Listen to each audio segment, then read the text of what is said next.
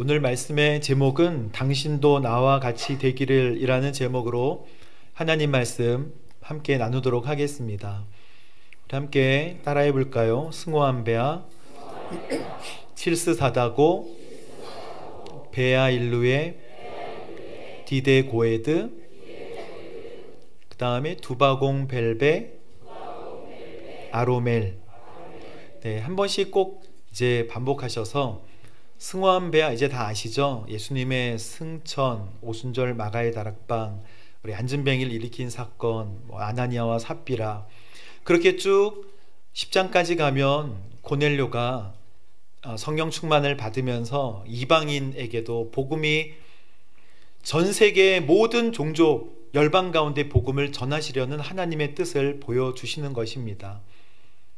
사도행전 15장 승호암배아 칠사다고 베아일루에 예루살렘 공의회를 통해서 이방인들에게 무거운 짐을 지게 하지 말자, 우상에게 드려진 음식과 목매달아 죽은 짐승의 피 그리고 고기 이런 거 먹지 말게 하고 음행을 행하지 않게 하면서 최소한의 것들을 지키면서 그들에게 신앙의 자유를 주자라고 하는 것이 사도행전 15장에 나오죠.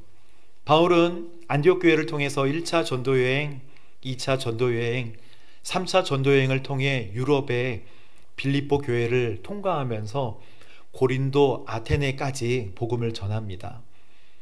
바울의 이 복음은 하나님께서 너는 로마에 가서도 복음을 전해야 된다라고 하시는 말씀과 동시에 예루살렘에 가면 핍박과 환난이 있을 거야.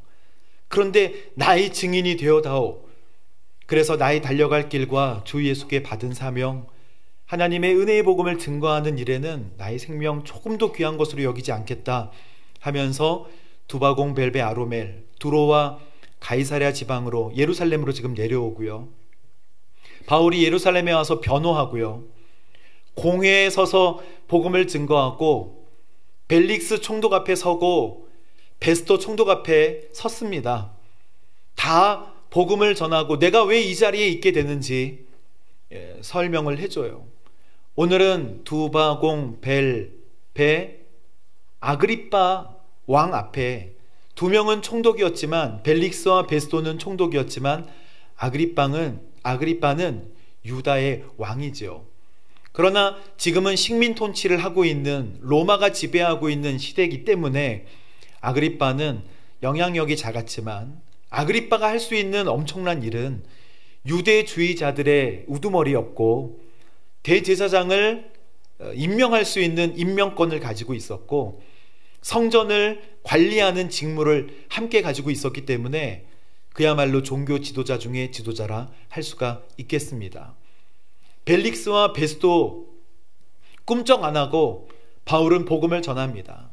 아그리빠에게도 복음을 전하고 있는 이 모습을 오늘 성경에서 담고 있는데, 핵심은 이것입니다. 베스도가 이 말을 듣고 너의 많은 학문이 너를 미치게 하는구나, 마음이 흔들렸어요.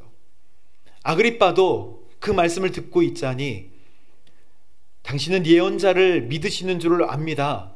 그러니까 네가 그렇게 짧은 시간 안에 나를 예수의 사람으로 만들 수 있을 거라 생각하느냐, 흥분해가지고 두 명이 그의 마음이 복음 때문에 흔들리는 모습을 오늘 사도행전 26장에 담고 있습니다. 여러분, 27장은 로마로 가는 것이죠. 그리고 28장은 멜리데 섬의 보블리오 추장 만나서 그 섬을 또 전도하고 나중에 로마에서 새방에 있으면서 에필골몬, 에베소서, 빌립보서, 골로새서, 빌레몬서를 쓰는 것으로 전도가 계속 이루어지게 됩니다. 우리의 비전은 액트 29, 사도행전 29장을 써나가는 우리의 전도 여행은 끝나지 않았다. 평택지역, 안성지역, 오산지역, 그리고 천안, 아산에 이르기까지 모든 지역에 전도 여행을 떠나자, 이것입니다. 여러분, 여행을 계획하십시오. 해외여행도 계획하시고 국내 여행도 계획하시고 둔포와 내리지역, 천안, 아산 지역의 여행도 계획하셔서 우리는 모르지만 하나님 앞에 전도하시는 저 여러분 되시기를 주님의 이름으로 축복합니다.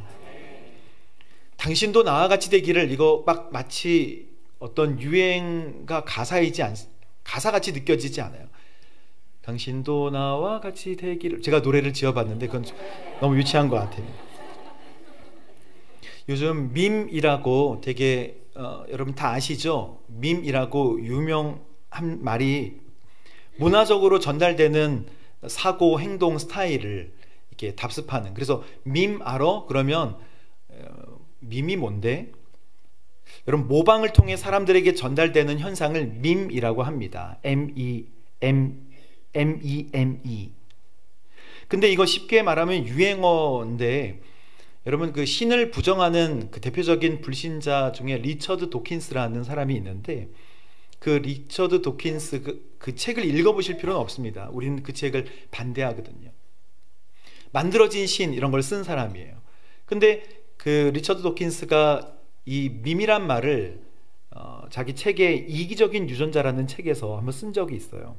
근데 그것은 대표적인 밈은 사람들에게 계속 회자되는 어떤 문화적인 전달인데, 쉽게 얘기하면 이런 것입니다. 그럼 내가 선배의 맘에 탕탕 후루후루 뭐 이런 거 있잖아요. 많이 들어보셨죠? 도대체 탕탕 후루루가 뭐야? 별거 아니고 연관성도 없는데 뭐 탕탕 후루루 막 이러면서 온갖 유튜브에 이런 것들이 나와요. 그 또 있잖아요. 티라미슈 케이크 막 따라하려는 분들 계시는데 그게 밈입니다. 그리고 또 이런 거 있죠. 꽁꽁 얼어붙은 한강 위로 뭐 고양이가 계속 지나간다고, 그 한강 위로 고양이 지나가는 게 뭐가 그렇게 중요하다고 이런 것들을 따라하는 거죠.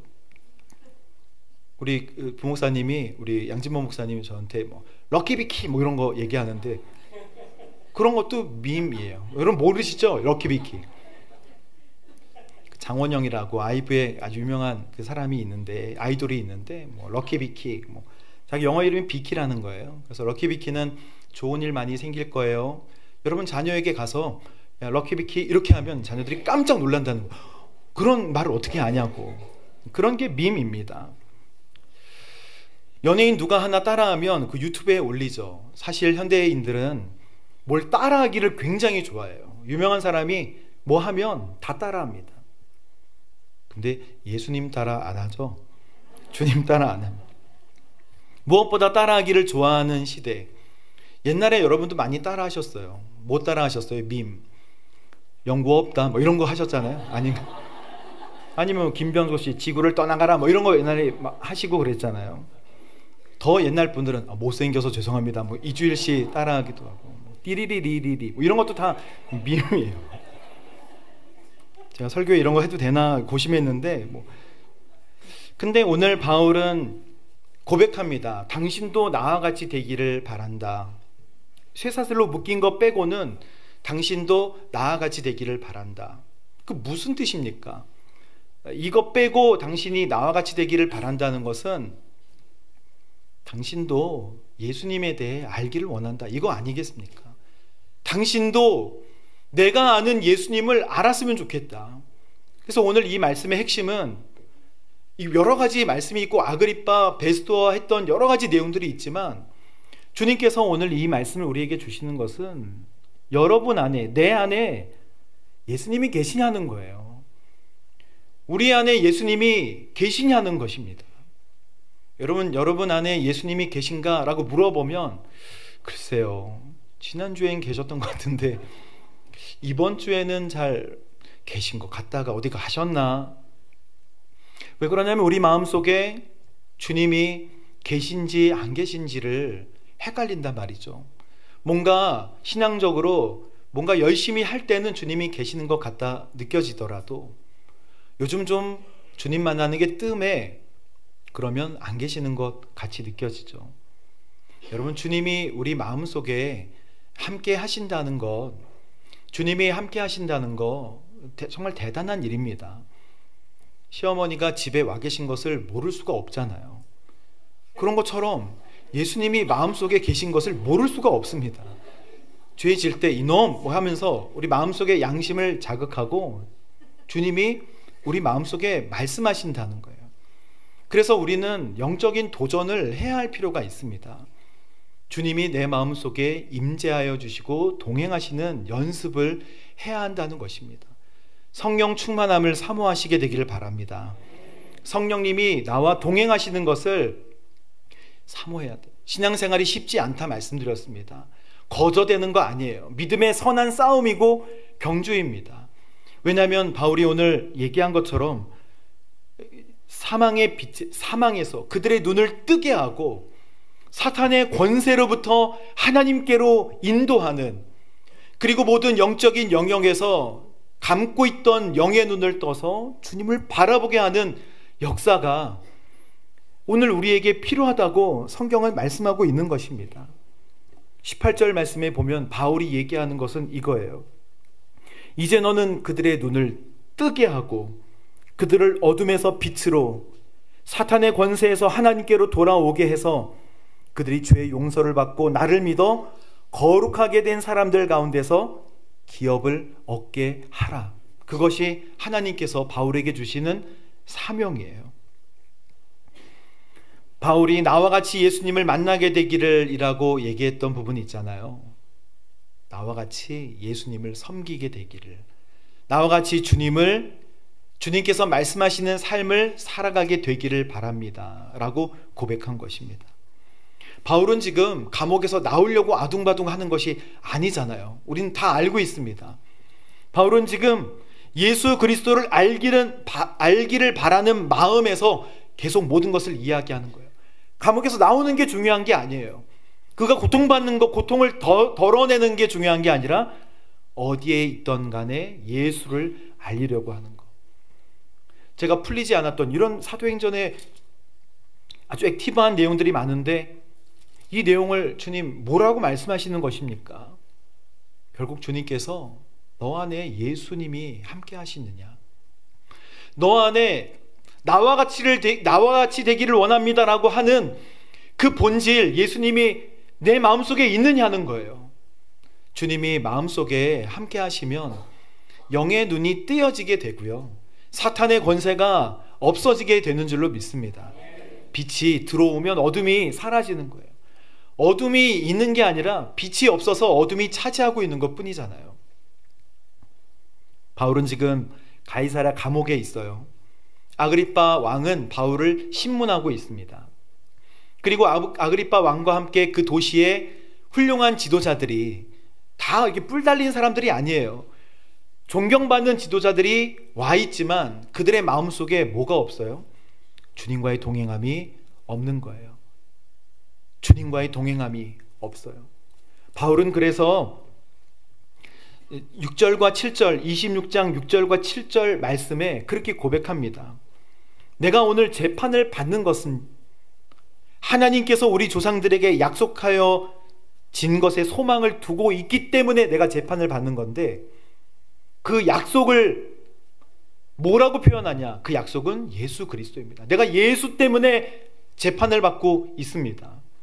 그래서 7절 말씀에 보면 우리 12지파가 밤낮으로 하나님을 열심히 섬기면서 이루어지기를 바라던 그 약속, 메시아를 보내주십시오 라고 하는 그 약속, 그 예수님을 내가 만났고 그 예수님을 여러분에게 지금 전하는 것입니다. 여러분의 영의 눈이 띄어지기를 바래요 라고 얘기하는 것입니다. 그 영의 눈이 띄어져야 된다고 오늘 우리에게도 주님께서 말씀하여 주시는 것입니다. 여러분, 영의 눈이 띄어지도록 주님께 간구하십시오. 주님, 나의 영의 눈이 띄어지게 해주십시오. 모든 사탄의 권세로부터 멀어지게 하시고 하나님 안에 들어갈 수 있도록 도와주십시오.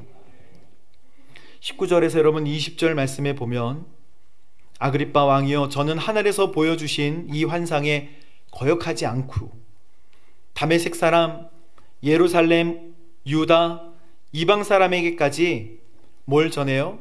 회개하고 회개에 합당한 열매를 보이라고 선포를 했다는 거예요. 바울은 고난받았던 게 이것 때문에 고난받은 것입니다. 회개하라. 이것은 그 당시 사람들에게만 얘기한 게 아니라 오늘 우리에게 하나님께서 회개하라 말씀하십니다. 여러분, 회개, 올바른 회개를 선포하는 거예요. 회개했으면 합당한 행동을 보이라고 선포합니다. 회개는 하나님께 돌아가는 거예요. 여러분, 우리 모두가 하나님께로 돌아갑시다. 하나님께로 가야 해요. 가까이.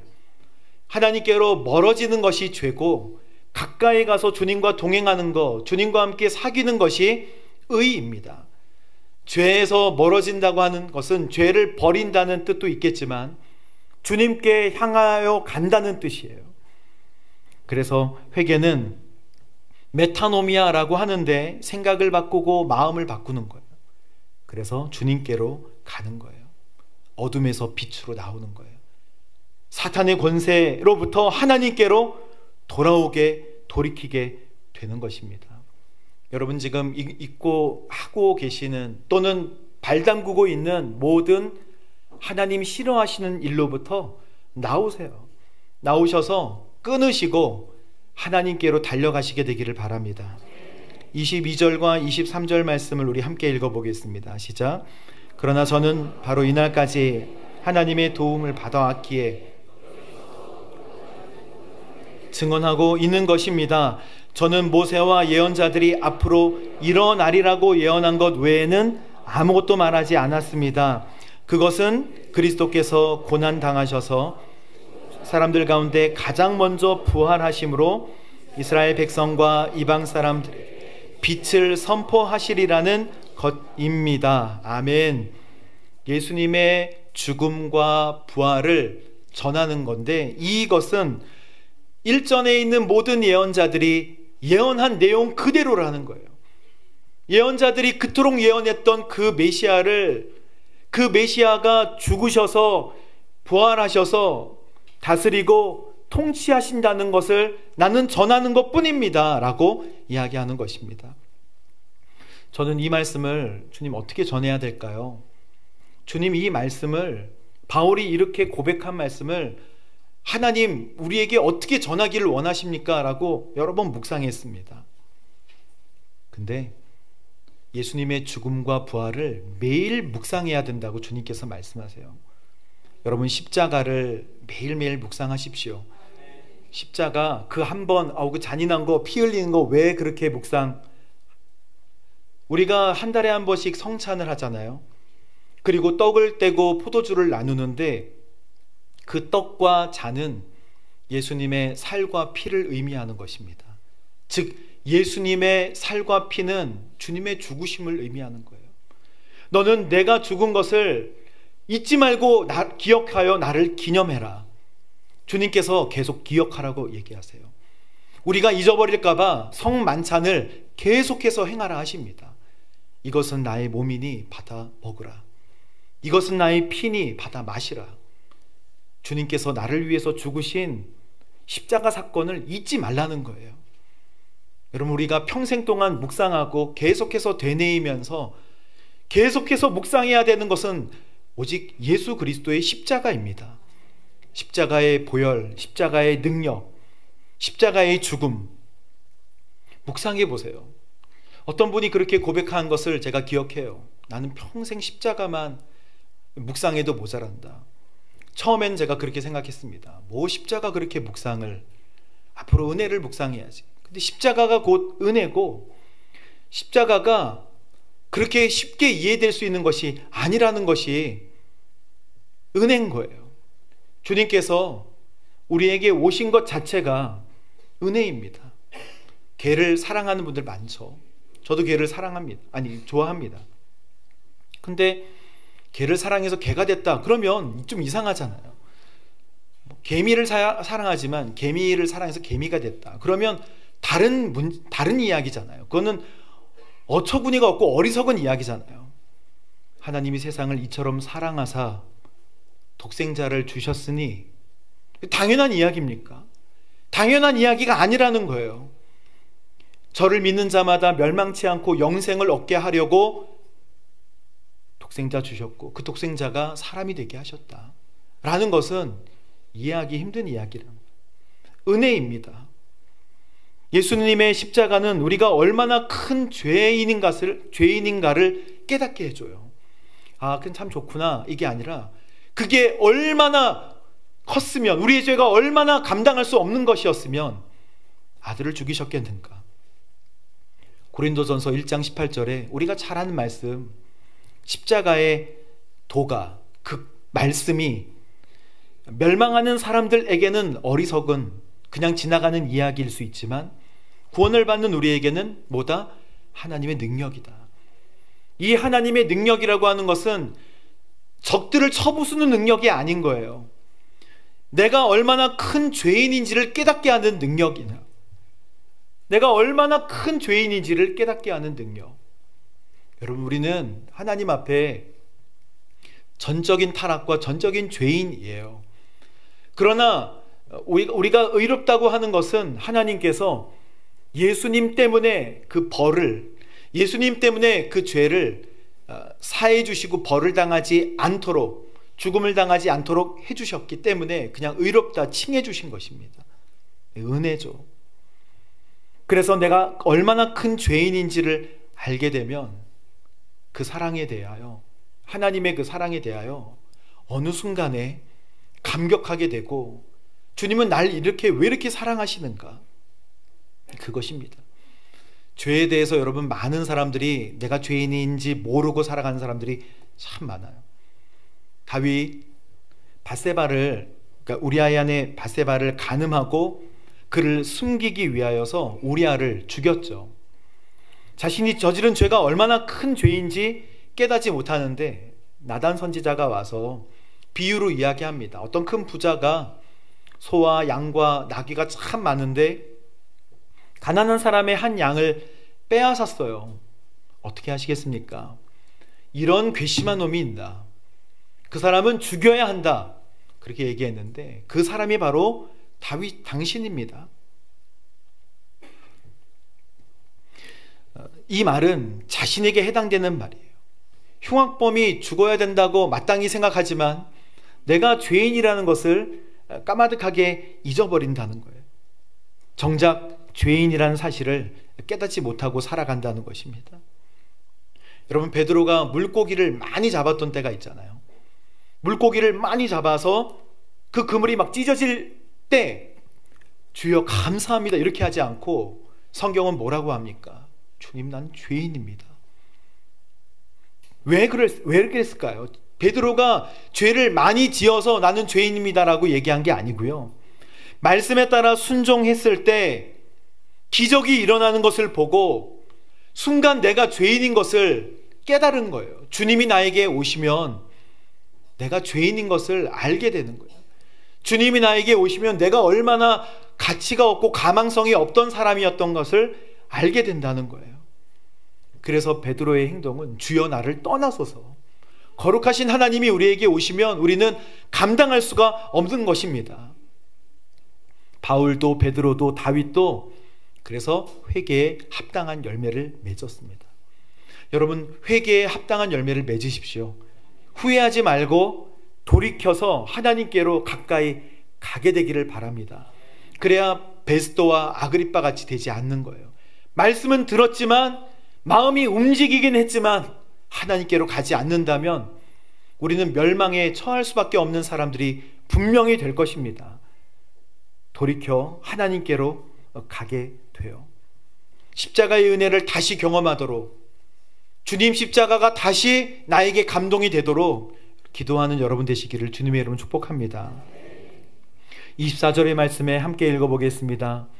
바울이 이같이 말하자 베스도가 바울의 변호를 가로막으며 바울아, 내가 미쳤구나. 내 많은 학식이 너를 미치게 했구나. 25절, 바울이 대답했습니다. 미치지 않았습니다.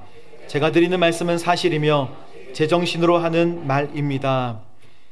바울아, 내가 미쳤구나 라고 했을 때 여러분, 이 말씀을 읽으면서 바울이 미쳤나 보다 이렇게 생각하시면 이게 문맥을 잘못 해석하는 거예요.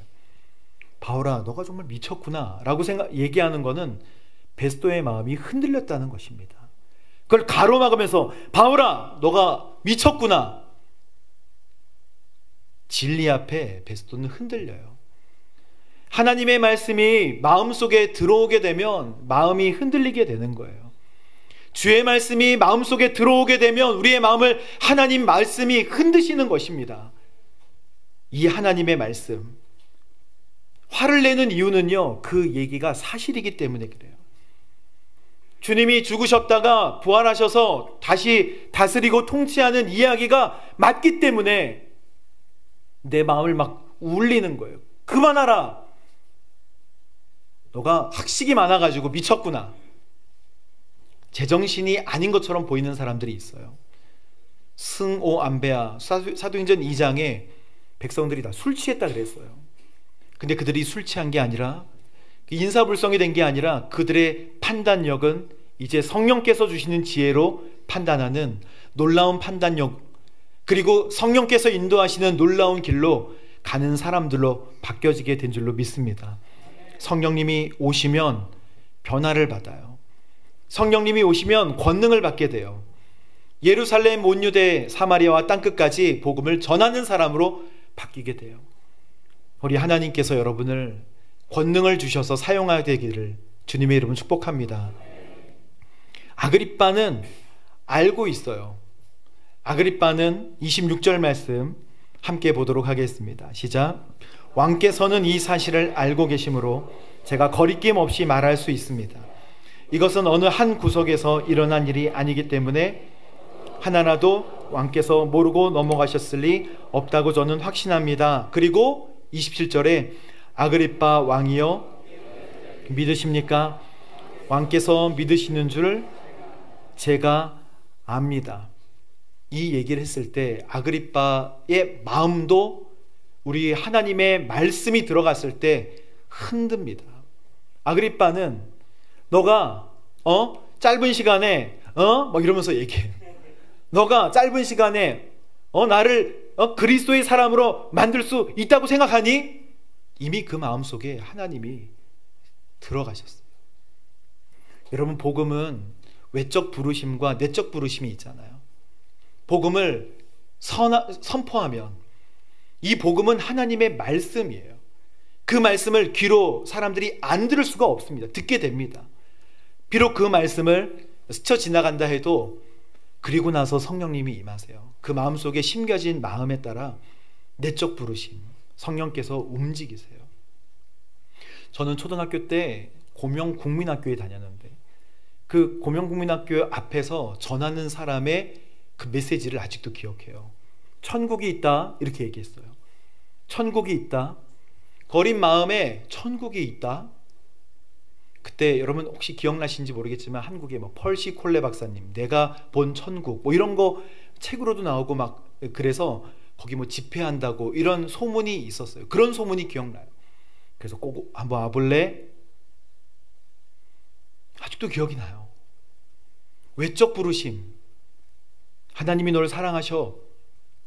하나님이 너의 인생의 주인이 되셔. 천국이 있어. 여러분 계속해서 선포하십시오. 스쳐 지나가고 무시해도 이 복음은 전해야 되는 거예요.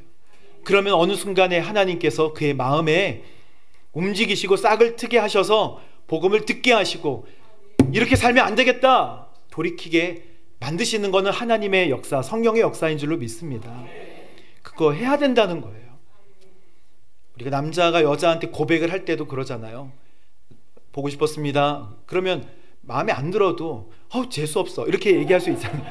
재수없어. 그런데 매일매일 그걸 얘기한다고 보고 싶었습니다. 사랑합니다.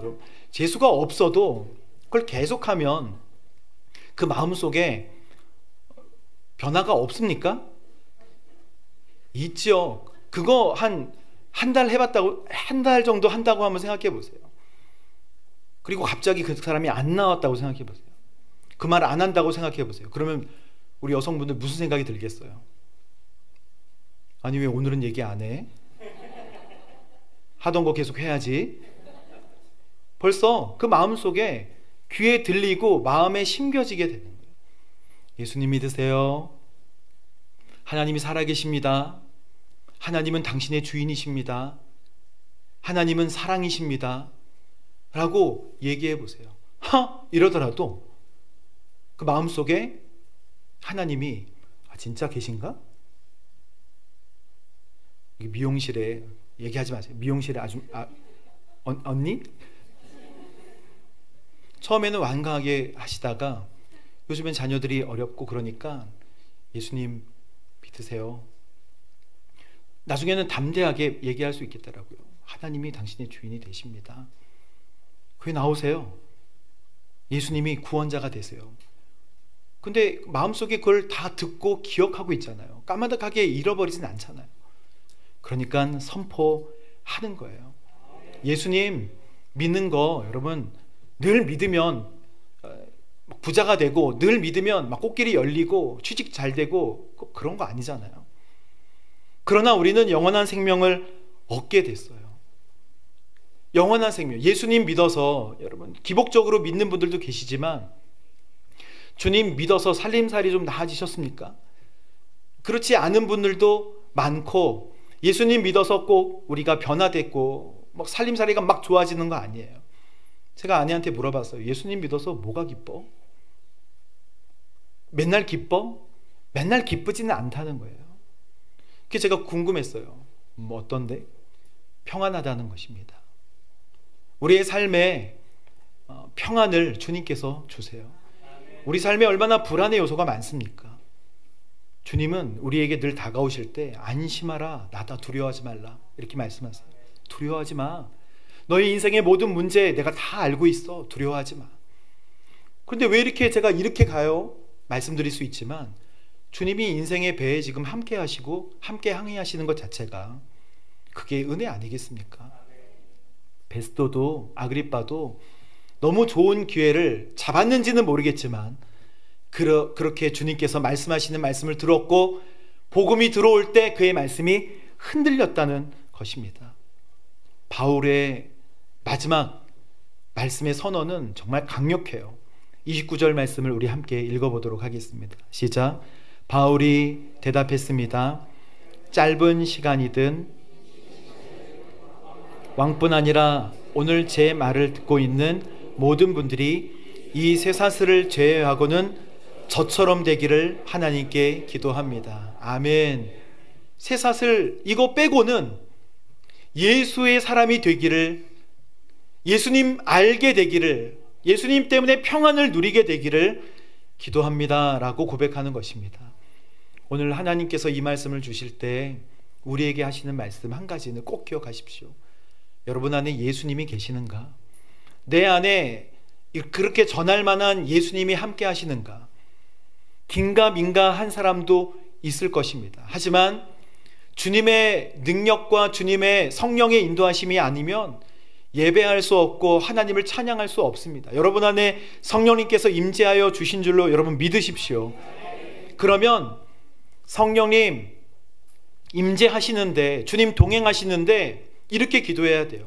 더 강하게, 더 충만하게 역사하여 주십시오. 그거예요. 더 충만하게. 요한계시록 3장에 주님께서 말씀하세요. 라오디게아 교회에 나는 너의 행위들을 알고 있는데 너는 차지도 않고 뜨겁지도 않아. 내가 차든지 뜨겁든지 하기를 바란다. 근데 차라는 뜻이 아니잖아요. 뜨거우라는 거잖아요. 그러면서 주님이 이렇게 말씀하세요. 차지도 뜨겁지도 않으니 미지근하니까 내 입에서 뺄게. 그 사람이 이야기한다는 거예요. 나는 부자다, 풍족하다는 거예요. 이 세상에서 부족한 것이 없어. 그래서 부족한 것이 하나도 없다고 하나 너는 자신이 비참하고 불쌍하고 가난하고 눈 멀고 벌거벗은 사람임을 알지 못해. 주님께서 그렇게 말씀하세요. 그러므로 내가 내게 경고한다. 내가 풍족하게 되려면 내게서 불로 정련한 금을 사라. 말씀을 사라는 거예요. 예수 그리스도 십자가의 보혈을 붙들라는 거예요. 너가 수치를 드러내지 않으려면 흰 옷을 사서 입어라. 주님과 동행하라는 뜻입니다. 너가 진짜 보고 싶으면 안약을 사서 내 눈에 발라라. 너희 영의 눈이 띄어지도록 하라는 거예요. 그리고 내가 사랑하는 사람들마다 책망하고 징계한다. 그러므로 너는 열성을 내고 회개하여라. 주님이 그렇게 말씀하세요. 너는 열심을 내라. 그리고 회개해라. 그리고 주신 말씀이 무엇인지 아세요? 보라, 내가 문 밖에 서서 기다리노니, 문을 두드리노니 누구든지 내 음성을 듣고 문을 열면 내가 그로 들어가서 그와 함께 먹고 그는 나로 더불어 먹으리라. 우리가 주님과 함께 먹고 교제하는 거, 이 말씀만 기억하지만 주님께서 차든지 덥든지 너 뜨거워라, 열심을 내고 회개해라, 하얀 옷을 입어라, 안약을 발라라, 십자가 보혈을 기억해라, 그렇게 말씀하여 주세요. 그리고 내가 두드리노니 나와 함께 먹고 마시자. 그게 라오디게아 교회에 하셨던 주의 말씀입니다. 사랑하는 성도 여러분, 오늘 바울이 나와 같이 되기를 이 말씀 기억하시면서 주님 내 안에 뜨겁게 강하게 역사하여 주옵소서 기도하는 저 여러분 되시기를 주님의 이름으로 축복합니다. 함께 기도하겠습니다. 사랑하는 주님, 감사합니다. 오늘 우리의 마음속에 예수님이 강하게 역사하시고 성령의 역사가 강하게 임재하여 주옵소서. 전하는 손길, 선포하는 모든 우리의 선포마다 예수 그리스도의 삶과 부활과 죽음을 선포하게 하시고, 듣는 이는 하나님 성령의 역사로 열매 맺게 하시고 돌아오게 하여 주옵소서. 하나님, 황량한 땅에도 선포합니다. 변화될 것 같지 않은 사람에게도 선포합니다. 내 안에 있는 예수님을 소개합니다. 주님 역사하여 주옵소서. 감사드리며 예수님의 이름으로 기도합니다. 아멘.